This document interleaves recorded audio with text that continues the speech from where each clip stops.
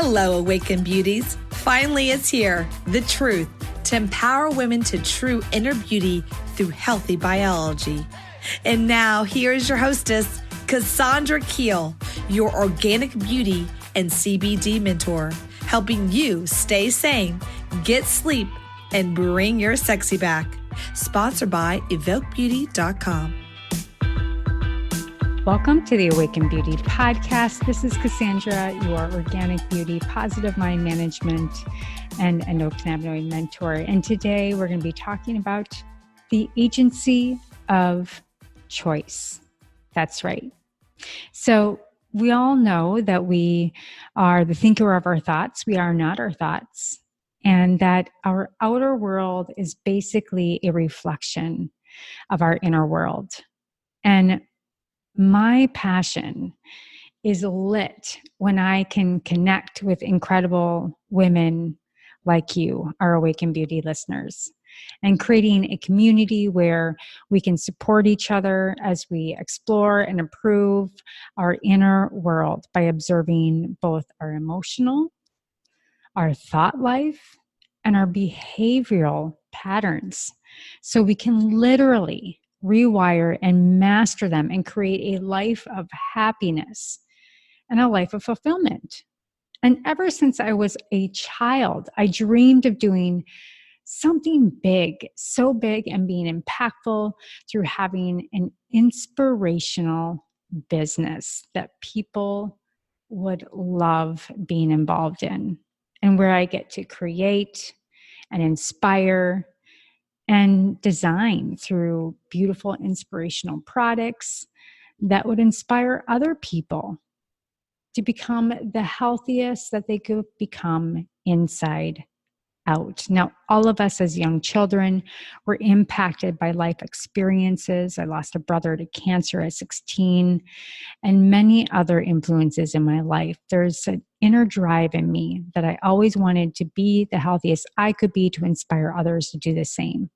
And my dreams literally came true through my hard work, a mindset of never to stop learning and dreaming, because life's all about the journey, ladies, and using, yes, our agency of choice that creates this richer, deeper depth of each of our life's journeys, my life journey and your life journey.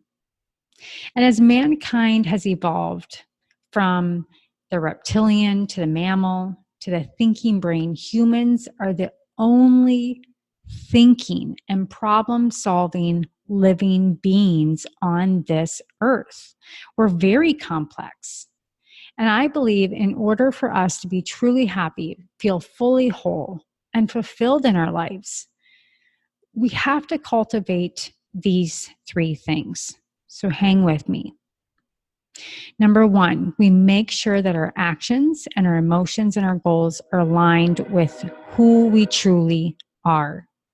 Number two, we cultivate by putting our own oxygen mask on with self-love, healing from all of our past painful triggers, and getting rid of our destructive patterns, and helping ourselves rewire ourselves as we build new and positive patterns. And number three, that we take charge of our mindset, our attitude, and our vision and outlook on life, so we can be fully present and fully conscious in our lives and for others.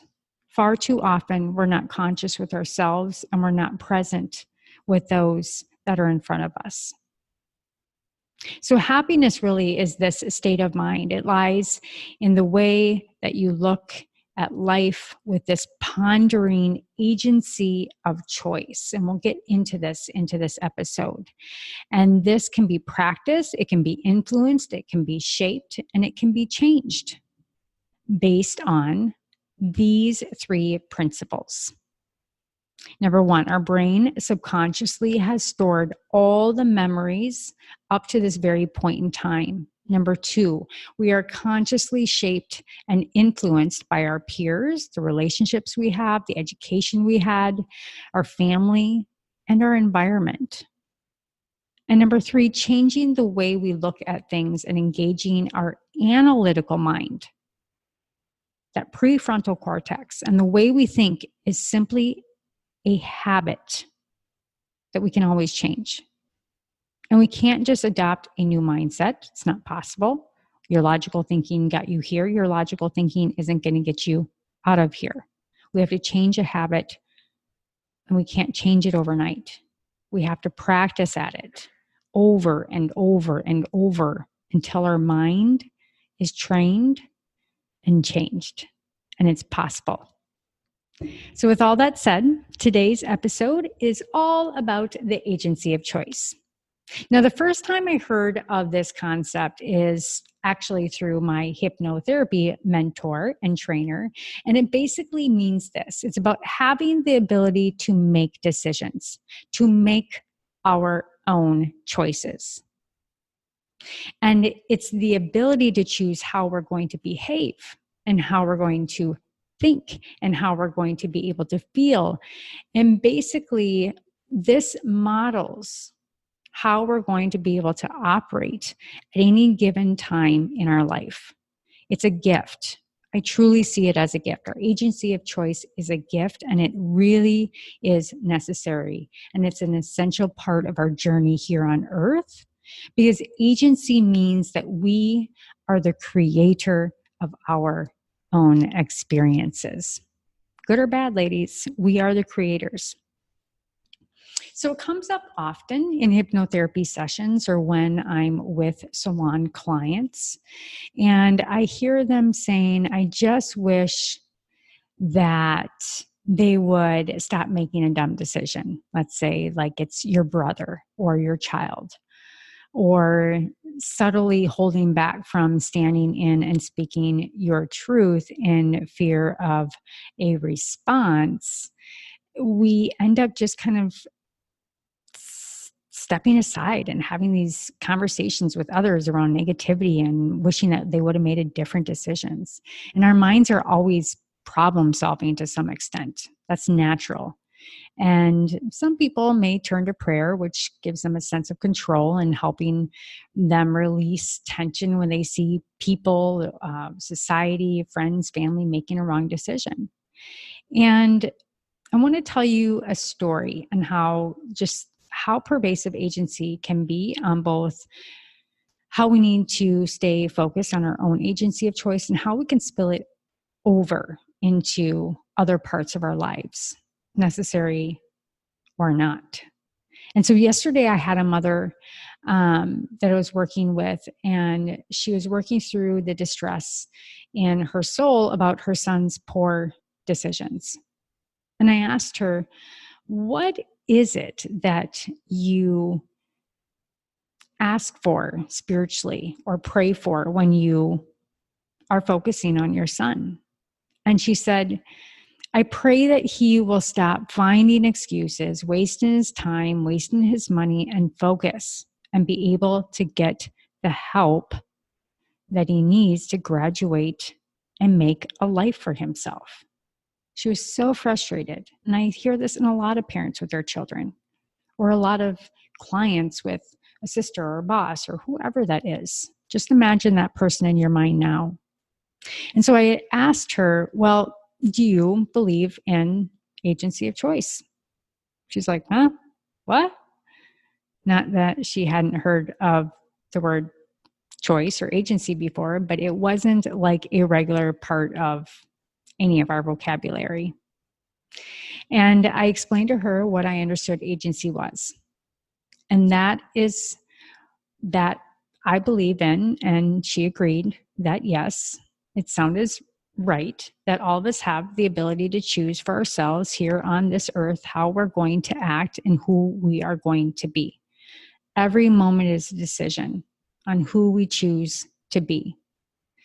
And so when I pointed out to her that some of what she was praying for is to take away, it's actually to take away her son's agency, and maybe she's praying for the wrong thing. Maybe she should be mindful that he should be who he wants to be And he can make his choices and he can feel at peace with the outcomes that he has to weave through in life. Now, as parents, we always want to give them guidance, especially when they're young, under 16, under 18. It's our due responsibility to make sure that we are doing everything that we can to influence our children to make the right decision. But her son was 20 years old and he's in college and he's continued to make, I'm going to call it on the table, some poor decisions. And it's not our business or our responsibility to take control covertly of somebody's agency of choice. It's painful, but it's not our decision. We have to let ourselves off the hook when we feel like we're responsible or we have some kind of influence on others and the choices that they make. Now we can make suggestions. We can be there when they ask us for help. Those are absolute moments of sacred relationship where we help each other in life. It's critical. I'd not be anywhere I've been today without others helping me with my agency of choice, but it came down to my decision. And that was when it really struck me that a lot of people are not taught about the power of our choice, power of our agency. And we all know we have free will. But through the lens of how agency, which is attached between the conscious and subconscious mind, and this is where it gets really deep, is that we have moments of truth that we can decide. And that brings a whole new perspective, both scientifically and spiritually. So agency really is a universal law that basically says people can do whatever they want to do. No one can take away your agency. So agency doesn't mean people can do whatever they want and there are no consequences. There's always consequences. And sometimes there's consequences that are imposed upon us by governance or by our parents or spouses or other people in our lives. But there are also probably universal consequences. And there are certainly consequences eternally and spiritually to the certain decisions that we make, both positive and negative. So when I think about agency, what I love so much about this concept is that agency really means responsibility and accountability. And when we hear that, we kind of, I know I do, kind of shrink back into like my 16-year-old self, where I had to be responsible and accountable for my decisions and blah, blah, blah. And you hear that from the authority. But really, there's a really profound richness to the words responsibility and accountability. Because if we're living in our alignment, if we're living based on our values, these are righteous decisions that we make in our life. And the more we're aware and of our critical thinking, we are in our agency, and the more responsibility and accountability we truly have for the outcome of our lives. And that's incredible. That puts you back in the driver's seat in full control. So let's just use an example. Okay, I want you to think about homework. Now imagine that you're in school. Remember back when you were in school and you get a homework assignment. Okay, so some teachers or with some assignments, it will be very, very detailed. It might be that you need to write a paper. It needs to be 3 pages long. You need to use 12-point single-spaced font on all of your papers, and you need to include at least one reference showing that you did the research. And you need to have a thesis statement and 2 supporting points to back up your thesis and your conclusion. Very detailed. All of those markers, okay? So it's very, very specific like that. And somebody who writes a great paper, we might still say that that's a great paper. But think about the person who doesn't get that level of instruction, okay? And they're able to figure out and assess on their own the length, the number of resources that they needed, and how many supporting points, and that there should be a thesis paragraph as well as a strong summary conclusion. So, my question to you, whose paper is more impressive to you? Just think about it. Is it the one that figured it out on their own, or the one that put that together, that paper together based on their own critical thinking, their own decisions, and their own agency of choice, rather than the one that just did what they were told? Now, I have some very good friends, and this is known in the professional world, but it's called the 5 levels of delegation. And my good friend Peter taught me this when I was in my 20s. And I was just always amazed by this. And I'm an entrepreneur, I'm a misfit, I'm not in these systems for a reason. And the system is called the 5 levels of delegation. And I really appreciate it because I have applied it to when I've had staff at the salon. And the goal is to always get an individual to level 5. So I'm just going to read through 1 through 5. And with that same mindset of that school situation where somebody had every detail, everything that you had to do cleanly written out, and you just followed directions, to the one that analytically thought about it, ended up in the same place, but used their analytical mind to do so. So level 1 is when you're telling someone, basically think of like you're the boss, you're the CEO of a company, and you just hired an employee. They're young, they're vivacious, but they're smart and witty. And number 1 is they do exactly what you have asked them to do. Number 2, they research the topic, and you have them go look up all the information, and then you ask them to report back to you. Number 3, go research the topic, outline the options, and tell me what you think we should do. Number 4, make a decision and then tell me what you did. And level 5, make whatever decision you think is best. Tell me how you came to that conclusion. Come back to me and I'll trust, and we'll move forward on that conclusion. Now, that is the most autonomous place that you can be, a place that is working in efficiency and moving the ground game, because the owner and the boss trusts where that individual is. They trust their thinking capabilities, not that they come back and do it right, because things can always be agile and move. And at that 5th level, the boss of the owner or the project doesn't have to give any levels of detail. The person has advanced critical thinking skills that he or she can come back with a solution versus being at level 1, instructed at every level, having to handhold them, which feels more liberating to you, my dear. I think you know the answer to that.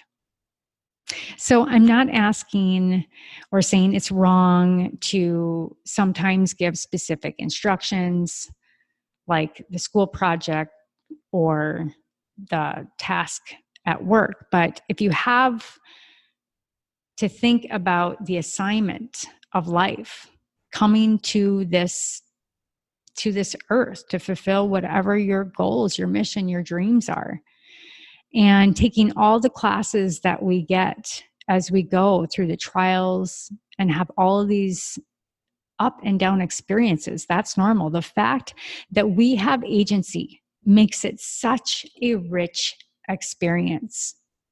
It also makes it much harder at times in many ways.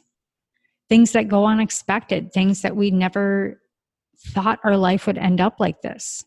But at the same time, we can look back and we have seen that we've made decisions, and right or wrong, we're always at the fork of the road with our agency of choice to move forward. And I'm sure you felt like this, as I'm a quick start and sometimes I get all jumbled in my brain. Have you ever felt like you just want someone to tell you what to do? And you say, I will do it. I'm just decision fatigue. Just tell me what to do and I'll do it. And when someone can't or doesn't tell you what to do, it's frustrating because you have to figure it out and you have to go and wrestle with it. And you have to become still and silent, and you have to not second guess yourself and trust your instincts, and you have to make mistakes along the way. And yet, that's where the most rich experience comes. from figuring it out and making mistakes. And then whatever happens after you make that mistake, it's the getting up and starting again and trying again another day, a different way. And all of those things are what really grows us, ladies. And it really develops our mind and our spirit deeper and deeper, which is, of course, the whole point of why we're here. So let's just talk for a minute about this bittersweet concept that other people in our lives have agency, and that this may or may not be directly affecting you or me, but this is the underlying message here, is that people in our life have an agency of choice. And this means that they are supposed to make their own choices, which means they are supposed to make their own mistakes. And we are simply the bystanders that are there to help them get up, consider giving them the right direction if we don't feel like they are able to come up with a solution, but we see that what's best for them, not controlling them because we want to make it easier for ourselves. Yeah, that's right. They make their own mistakes. What? They're supposed to do it wrong? Yes. Yes, especially for our kids. You know, it's like this goes for this radical acceptance in ourselves, in our kids, our employees, that sometimes we're just supposed to make the wrong choice. And if we go all the way back to the beginning of time, go back to Adam and Eve. Adam and Eve in the Garden of Eden were commanded not to eat of the fruit of the tree of good and evil. And so we could say they shouldn't be eating of that fruit. And yet they did. They eat the fruit. And eating the fruit was choosing the wrong, and there were consequences, which was beginning of being kicked out of the Garden of Eden, and them then having the awareness that they made a wrong decision. And that was unfortunately the start of a progression of good and evil, right and wrong, and where the sneaky little deception crept in. And it's not a very linear, logical thing to reconcile in your mind, because the wickedness, hear me out. I sometimes wonder, like, God, what were you thinking when this whole thing broke loose? Because little did you know, thousands and thousands of years later, this would be a shit show down here on earth, and it has been. But the wickedness in high places will show up in our lives. But either way, it's our agency of choice to unravel our truth, get clear, make sense of it, and live out a life-giving frequency, staying present in our life, staying present with those in front of us to help them make the right choices in their own life, to enrich each other, so we can help others do the same. So from Adam and Eve to you, to me, the same goes with agency. When we make mistakes, we learn, we forgive, we understand, we have compassion, self-love for ourselves, and we responsibly move forward in light. So the question becomes, now what? When we let go of the focus on trying to control other people's agency, we free up a lot of space in our souls, ladies, a lot of space in our mind and ourselves. And we're able to focus and be clear on our own agency and what's right and true for us. Then we don't end up feeling like, can you just make a decision for me? I don't know what to do. You do know what to do. Who do you want to be? Who do I want to be? When in a relationship with another person, who's making this choice? Focus on your agency. You have choices to make right now, and you get to choose. And that's the beautiful part. I'm opening this up because it's a beautiful thing that we have choice, and we can always make a new choice. There's more than one option about how you can think or how you can feel, and then how you behave in that given situation. Always. Your brain might think this is the only option, but you don't have to be a victim or hold this sacredness to making a decision. You make a decision, you move on, and you make another one. There's always at least a half a dozen, if not more, options available to us at any point in time. So step number one is just recognizing that the way you're feeling and you're thinking and behaving is not the only option. It's optional. So it's really easy to be our highest selves when everyone around us is behaving lovely. And they have this agency that they're just floating in, and it's wonderful. But sometimes it breaks down. But we always have to remember we have to go back to our own choices and leave their choices up to them. So, can you be that highest version of you when people in your life don't make the choices that you want them to make?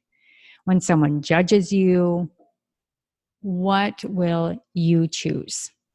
So when it comes down to these interactions and these relationships that we have with other people in our lives, I really love to bring in the concept around Byron Katie's work and using what she calls turnarounds. So basically, if my thought is, my coworker doesn't accept me the way I am, we turn it around and we look at it, pick it up. What way is that not true? And in what way can I turn that around and make it more about me and what I'm feeling and about who I'm choosing to be? So we might just play with this idea that if the thought is that my coworker doesn't accept me the way I am, I might try on this. I'm not accepting me the way I am. So in what way is that true? It's true because if I was completely accepting of me and the way I am, and my coworker didn't accept me the way I was, it simply wouldn't bother me. I would think they're confused. Maybe they're wrong about me. I'm amazing the way I am. And also, the other turnaround we use here is I don't accept my coworker, or maybe it's your mother-in-law. I don't expect the way she is or they are. They're confused. I'm amazing. I appreciate them and I accept that they don't accept me, but I'm okay with that. I get it. Because I love who I am and I always have the choice to become a better me. And maybe I learned from this situation, but I'm still okay with who I am. So those turnarounds, ladies, can be really powerful if you put focus back on you and your moment of agency of choice. See, there's all these different examples. So I love using these, like I said, examples to really just use our agency rather than put your agency on the shelf or default or trigger to what your natural brain will tell you to do, because it will. It'll overtake you and you have to bring it back to the power of who you are, truly. So let's finish off and talk something a little bit lighter, more positive, which is the plus side of all the good that we do have with our choice. The same agency is needed to feel proud. We wouldn't feel more confident and we wouldn't improve in the relationships that we have in our marriages or ourselves. We do what we say we would do when we feel good about our choice and we're moving in the right direction. It's because we have the choice either way that it's pretty cool that when we do it and we show up or other people serve us the way we need to be served because we all have needs, we all feeling good about our agency of choice. So there's just such richness to this. And without wrong, there's no right, and vice versa. And the mind always knows. So you always have decision. Agency is what makes us the creators of our own life experiences. It is not happening to you. You are shaping it all along the way with your agency, with you as an amazing gift in this life to yourself and to others. So there you have it. Taking control of the thinking brain, letting go of the reptilian brain, that is for another episode. But thank you. I want to thank you for joining me today. You guys are awesome. I hope you have an amazing, beautiful rest of your day, evening, or week. And I will be back to talk to you soon. And make sure that you go ahead and subscribe to the Awaken Beauty podcast so you never miss an episode about these kind of deep thoughts. And I will see you then, my dear. And if you have any questions about something you heard me talk about today on this podcast, anything at all, just go ahead and DM me on Instagram at Awaken Beauty HQ, or shoot me an email. And I'm here for you. So yeah, till next time, stay sane, get sleep, and bring your sexy back. And thanks for joining me on the Awaken Beauty podcast. All my love, ladies.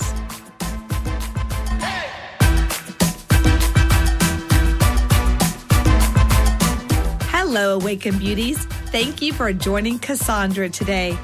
Were you inspired to bring your sexy back? Please like and subscribe wherever you listen to podcasts. Interested in high-quality natural products for your hair, skin, and wellness? Please visit evoquebeauty.com. Again, that's evoquebeauty.com. EVOQ beauty.com. Until next time, stay sane, get sleep, and bring your sexy back.